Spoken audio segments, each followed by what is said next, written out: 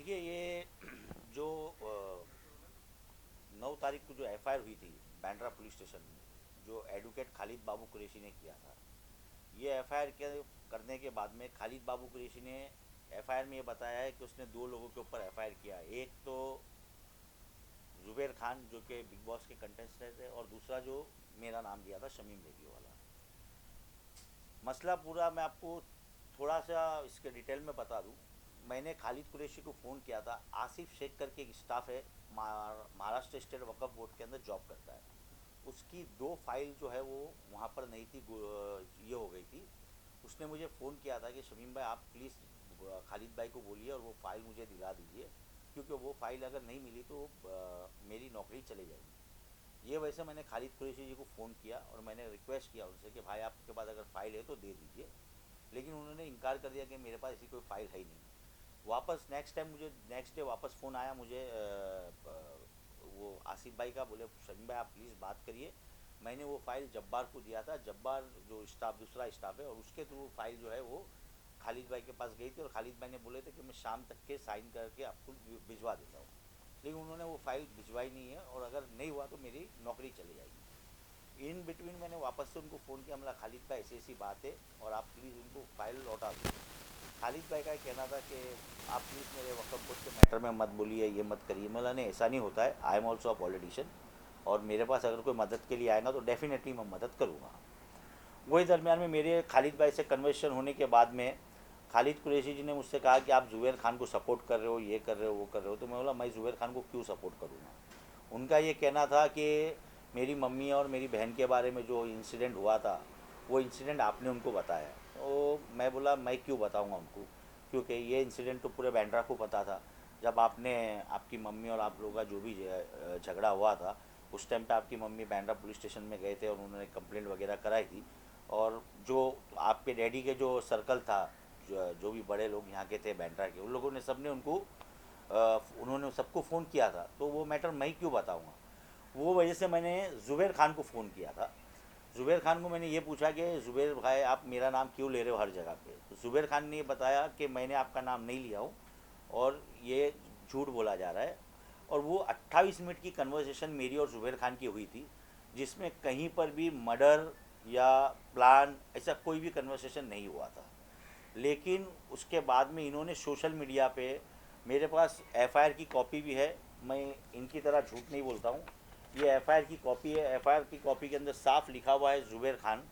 उसके बाद में एफआईआर होने के बाद में मुझे पुलिस की तरफ से नोटिस आया, जो नोटिस मैं आपको दिखाना चाहता हूँ। सीआरपीसी का नोटिस आया मुझे, और वो नोटिस मुझे बैंड्रा पुलिस स्टेशन से मिला। ये नोटिस के बाद में मैं बैंड्रा पुलिस स्टेशन में जाके स्टेटमेंट देकर आया हूँ। नोटिस देने के बाद में मैंने जब स्टेटमेंट पढ़ा तो उसके अंदर खालिद बाबू कुरैशी ने लिखा है कि शमीम रेडियो वाला कौन है, मैं उसको जानता नहीं हूँ। लेकिन मैं आपको बता दूं कि मेरे खालिद कुरैशी से मेरे संबंध आज 15 साल पुराने हैं, और ज़्यादा दूर तो मैं नहीं जाऊँगा 15 साल के लिए। ये 2018 में मेरे भाई की शादी हुई थी कज़िन की, जिसमें वो आए थे। और ये जो भी डिटेल मैं आपको दे रहा हूँ, ये सब फेसबुक से, उनके अकाउंट से निकाली हुई डिटेल है, मेरे अकाउंट से नहीं है। आप अब भी फेसबुक चेक कर सकते हो। ये एक चीज़ हो गई। दूसरा, मेरी बर्थडे का जो था, उन्होंने उसके अंदर मेरी बर्थडे के इसमें उन्होंने डाला था, मैं होर्डिंग्स वगैरह लगाए थे, वो भी मेरे पास इसकी कॉपी है। Happy birthday to Shamim radio वाला, my dear friend and BJP leader. और इन्होंने वहाँ पर पुलिस स्टेशन में कहा कि मैं इनको जानता नहीं।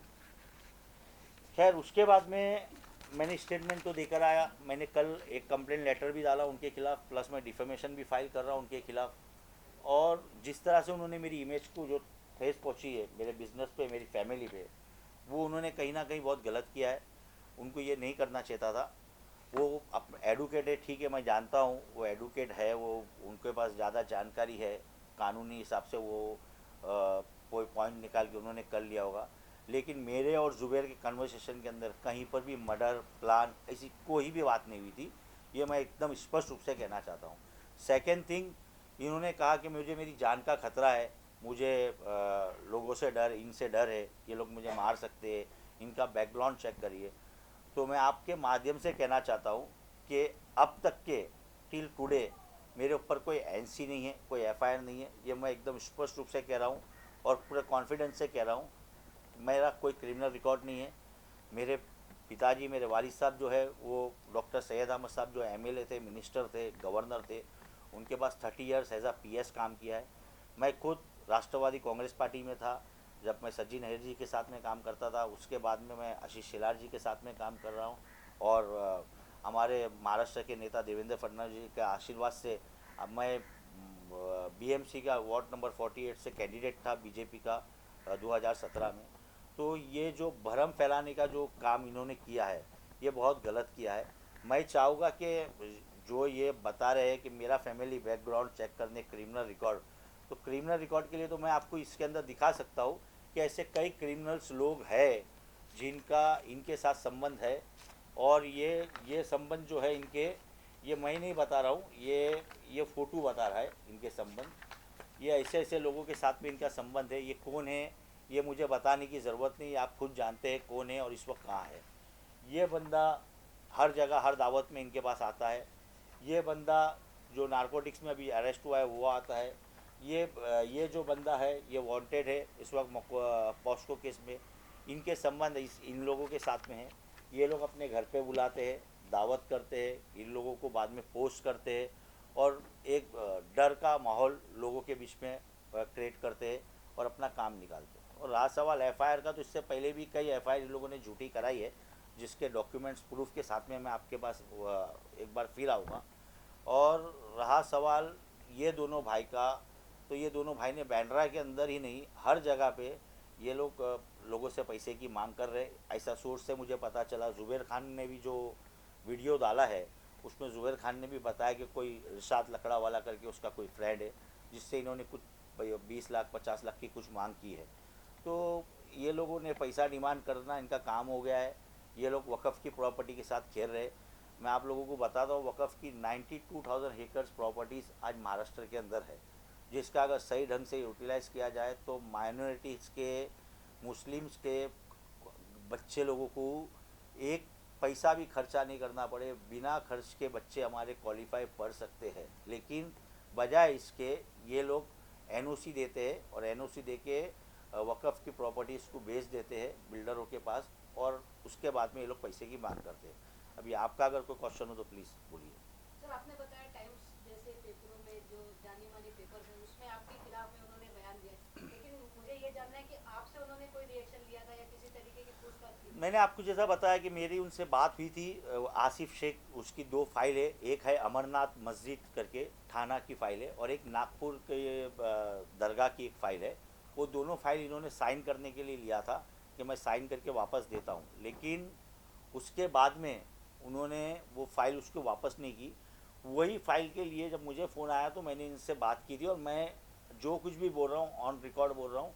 मेरे पास उनके व्हाट्सअप के जो हम लोग का कन्वर्सेशन व्हाट्सअप पे हुआ था वो भी है, प्लस जो टाइम्स ऑफ इंडिया का जो मैं आपको बता रहा हूँ इसके अंदर टाइम्स ऑफ इंडिया का पेपर न्यूज़पेपर पे भी आया हुआ है पूरा, ये आप देख सकते हो। टाइम्स वालों ने आपसे कुछ रिएक्शन लिया था? नहीं, टाइम्स वालों ने मुझसे कोई रिएक्शन नहीं लिया। वही मुझे समझ में नहीं आया कि इतना बड़ा न्यूज़पेपर है और बिना इंफॉर्मेशन लिए, बिना ये करे, how can they put against me.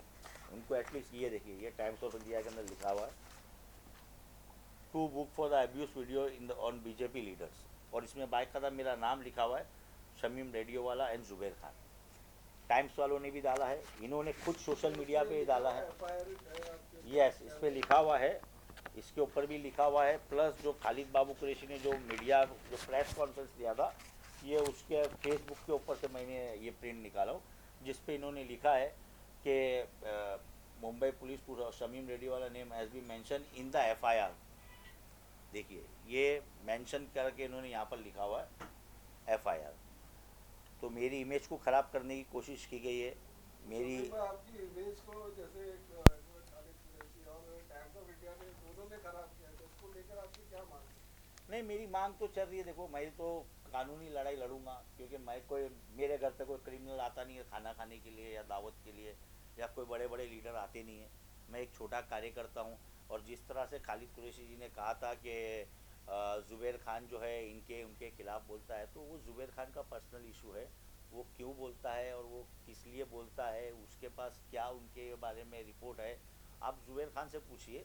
लेकिन जिस तरह से आप बार बार देवेंद्र फडणवीस जी या पूनम महाजन जी या आशीष शेलार जी का आप नाम लेके लोगों को धमकाओगे या लोगों से पैसे उगराओगे तो कहीं ना कहीं ये बात गलत है मेरे हिसाब से। तो ये बड़े लीडरों को सर इसके बारे में पता होता है कि ऐसी सारी चीजें हो रही हैं? देखिए अब ये पता था या नहीं था वो तो मुझे पता नहीं है, लेकिन हाँ ये बात सही है कि इससे पहले भी एक बार SBUT के जो भोरी मोहल्ले के अंदर जो काम चल रहा है उसके टाइम पे भी एक कंप्लेंट आई थी खालिद कुरैशी के खिलाफ। तो उसके अंदर कई बड़े लीडरों ने खालिद कुरैशी से बात भी की थी कि प्लीज़ आप इसके अंदर वो मत करिए, अननेसेसरी का प्रॉब्लम हो जाएगा।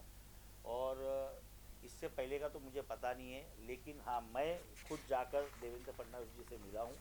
हमारे नेता है, वो हमारे लीडर है, महाराष्ट्र की शान है और मुझे पूरा यकीन था उन पर कि वो मेरे को हेल्प करेंगे। उन्होंने कहा है कि इसकी वो इंक्वायरी करेंगे। मैंने बाकायदा लेटर देकर आया हूँ उनको और वो लेटर की कॉपी मेरे पास है, अभी इसके अंदर ही है। आप लोगों को चाहिए तो कॉपी भी दूंगा और मैं आपको बताऊंगा कि उन्होंने भी मुझे यही कहा कि पहली बात तो ये कि FIR होती नहीं है, लेकिन FIR कैसी हुई वो मुझे पता नहीं है।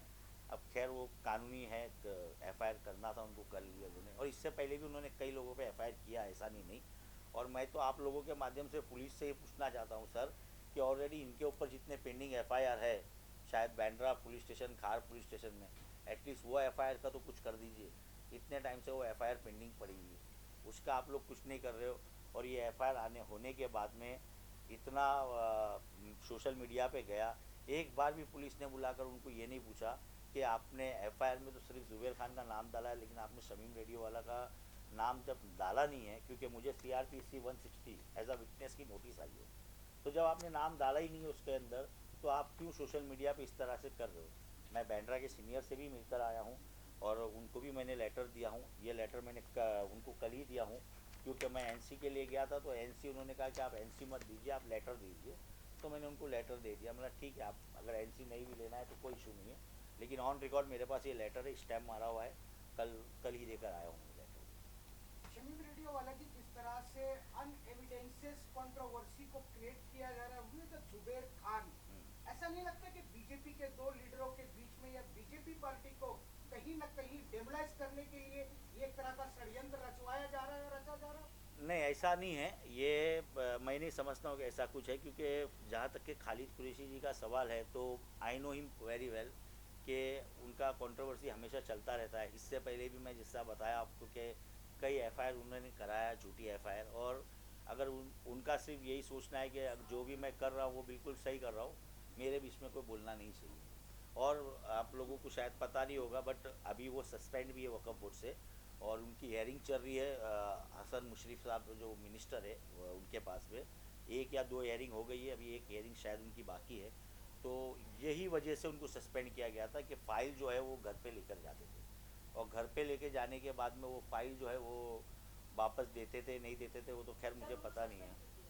यही फ़ाइल के इशू पे ही सस्पेंड किया था, क्योंकि फ़ाइल जो है वो ऑफिस की फ़ाइल से, ऑफिस का काम में ऑफिस पे कर सकते हैं, लेकिन वो फ़ाइल घर पे लेकर जाते थे और उसके अंदर शायद कुछ फ़ाइल मिसिंग हुई थी। मेरे को प्रॉपर इसके बारे में नहीं पता है, लेकिन हाँ ये ज़रूर है कि इनको सस्पेंड किया गया था। इन्होंने कोर्ट से स्टे ऑर्डर लाया है और ये बैठे हैं वहाँ पर अभी भी सीट के ऊपर। और आप लोगों को शायद बता दूँ मैं कि वक्फ बोर्ड में भी लाने के लिए मैंने उनको काफ़ी मदद की थी। मैं ये नहीं कहूँगा कि मैंने बनाया था, मैंने उनको मदद की थी। भारतीय जनता पार्टी में लाने के लिए भी मैंने उनको ये किया था, काफ़ी सपोर्ट किया था। उसके बाद भी अगर एक इंसान ऐसा करता है तो बहुत शर्म की बात है। सर ऐसा मन मुटाव हो गया, आपका बर्थडे सेलिब्रेट कर रहे थे, सारी चीजें होती थी। नहीं, मेरा बर्थडे उन्होंने कभी सेलिब्रेट नहीं किया, लेकिन हाँ मेरी बर्थडे वगैरह जब रहती थी तो वो हमेशा ये फ़ोटोज़ वगैरह जो है फेसबुक पे डालते थे, happy birthday to my brother, ये वो करके डालते थे।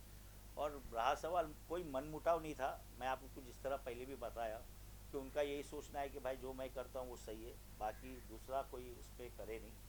तो वो हिसाब से ठीक है, वो अपनी जगह पे वो अपने आप को नेता समझते हैं। और अगर कुछ नेता अगर उनको पीछे से सपोर्ट भी कर रहे तो वो नेताओं को सोचना चाहिए कि आप किसको सपोर्ट कर रहे हो। अगर आप उनके घर पे जाके खाना खा रहे हो या रोज़ा खोल रहे हो या आप उनसे उनके घर पार्टी में जा रहे हो और उसके बाद में आपके नाम पे अगर बाहर वो गलत काम कर रहे, तो वो भी आपकी नॉलेज में होना चाहिए मेरे हिसाब से।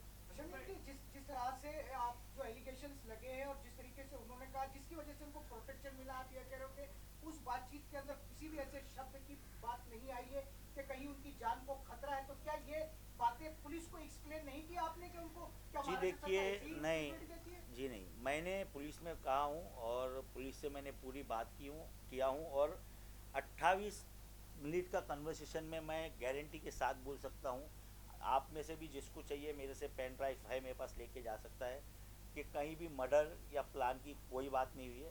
रहा सवाल प्रोटेक्शन का जो आप मुझे बता रहे हो, तो प्रोटेक्शन इनको अभी से नहीं मिला है, प्रोटेक्शन इससे पहले इनका ऐसा कहना है कि किसी गैंगस्टर का इनको फ़ोन आया था, उसके बाद में प्रोटेक्शन मिला है। मुझे तो यही नहीं समझ में आया है कि मैं तो ये जानना चाहता हूँ कि गैंगस्टर का फ़ोन आया था या करवाया गया था, इसकी भी जांच पुलिस करे। वो तो खुद ही बहुत सारे इन्वॉल्व हैं, आप बता रहे हैं जिस तरीके से अगर इसी के लिए मैं आपको बोल रहा हूँ ना मैडम कि जिस तरह से आप वो कर रहे हो ना, इनको जो प्रोटेक्शन मिला है, इन्होंने कहा था कि एजाज लकड़ा वाला का मुझे फ़ोन आया है और प्रोटेक्शन लिया इन्होंने, लेकिन एजाज लकड़ा वाला तो आज अरेस्ट हो गए, तो प्रोटेक्शन देने का मतलब ही नहीं है। और अगर फिर भी पुलिस दे रही है और पुलिस के बाद अगर इतना टाइम है कि ऐसे लोगों को प्रोटेक्शन देने के लिए उनके पास इतने पुलिस है, तो वो दे सकते हैं, कोई प्रॉब्लम नहीं है। कंपनी का आदमी तारीफ वर्दी जो कि मौका के अंदर गिरफ्तार है, अंदर है, जी लकड़े वाले के साथ में, जी तो उनके अंदर फोटो है और उनके खिलाफ में कंप्लेंट है और उनके खिलाफ में कंप्लेंट में प्रोटेक्शन मिली है, जी, इसका मतलब क्या है? वो तो अभी आप पुलिस से पूछिए, क्राइम ब्रांच से पूछिए कि इसका मतलब क्या है। एक जगह आप बता रहे हो कि आपको फ़ोन आ रहा है, धमकी आ रही है, और एक जगह आप प्रोटेक्शन ले रहे हो, और एक जगह उनके लोगों को आप घर पे बुला के खाना खिला रहे हो। तो वो पुलिस जाने, क्योंकि मैं समझता हूँ कि मुझे कानून पे बहुत भरोसा है, और अब देखना ये है कि कानून इस पर क्या कार्रवाई करता है, मेरी ये सोच है। क्योंकि इससे पहले भी कई बार इन्होंने किया है, कोई नई बात नहीं है इनके लिए, लेकिन मुझे पूरा भरोसा है कानून पे।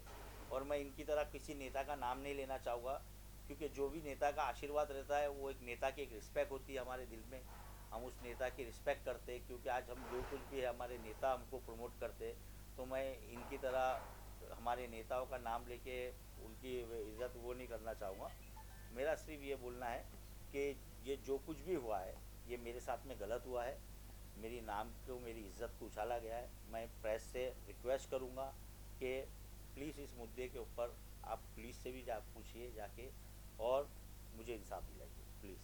Thank you. ज़्यादातर